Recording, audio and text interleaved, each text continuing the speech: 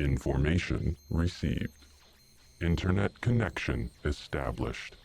You have received a voicemail. Mobile Task Force Kappa 42. Angel reporting in. Item SCP-1930. Object Class: Safe. Special Containment Procedures. SCP-1930 is stored in a standard Safe Class Secure Item Locker at Site-19.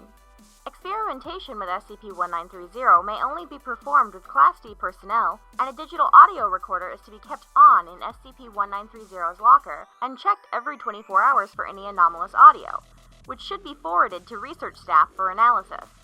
Description: SCP-1930 is a worn metal first aid kit box consistent with those produced circa 1944 for the U.S. Army in World War II.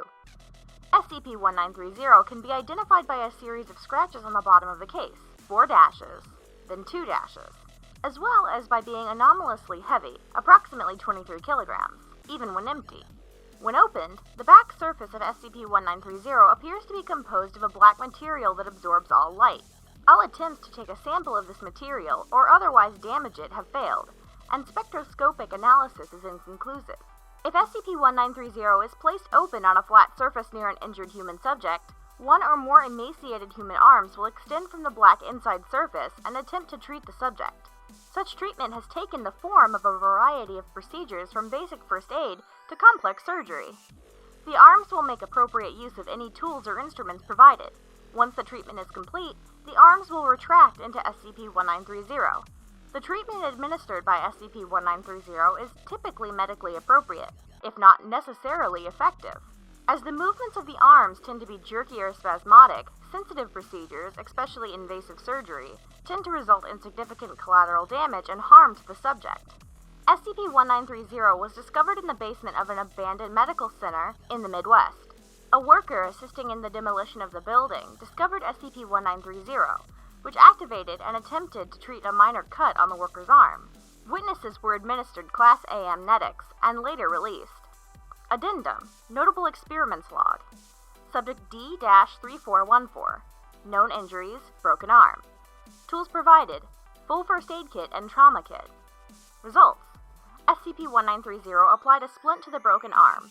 Subject complained that the bandage was too tight and subsequently had to be retreated due to the loss of circulation in the affected arm. Subject D-3551. Known injuries: gunshot wound to the leg, medium caliber. Tools provided: full first aid kit and trauma kit. Results: SCP-1930 removed the bullet, but severely damaged surrounding tissue in the process, resulting in a pronounced limp in the subject. Subject D-3559. Known injuries: common cold. Tools provided: full first aid kit and trauma kit. Results: SCP-1930 incised into a subject's abdomen with a scalpel, causing massive trauma and internal bleeding while attempting to remove something. Subject expired before procedure was completed. Subsequent autopsy revealed an undiagnosed malignant tumor in the subject's liver. Observer note: following expiration of D-3559, SCP-1930 appeared to have attempted to cut its own wrist with a scalpel before being forcibly withdrawn. Subject D-4819. Known injuries: skin rash. Tools provided: full first aid kit and trauma kit. Results: observers reported that SCP-1930 emitted a loud screaming sound and repeatedly stabbed subject with several sharp instruments until subject expired. Autopsy found no unusual conditions in the subject. Observer note: examination of subject's criminal record revealed that D-4819 had been a surgeon prior to incarceration, and had been convicted of killing 2 women undergoing medical treatment. Addendum 1930-02 Incident Report. The doctor in charge of the incident inadvertently left a digital voice recorder active next to SCP-1930 following an experimental procedure. When later examined, the voice recorder was discovered to have picked up anomalous audio. Subsequent experimentation confirmed that the digital audio recordings made at close range can pick up audio inaudible to human hearing. To date, the audio recorded near SCP-1930 has included the sound of a human male subject sobbing and crying, scratching sounds similar to the sounds of nails scraping across a metal surface, soft tapping or banging, and an indeterminate male voice whispering, "I'm sorry, and please let me go." Alright, so I don't know about you, but I will take my chances with a regular doctor.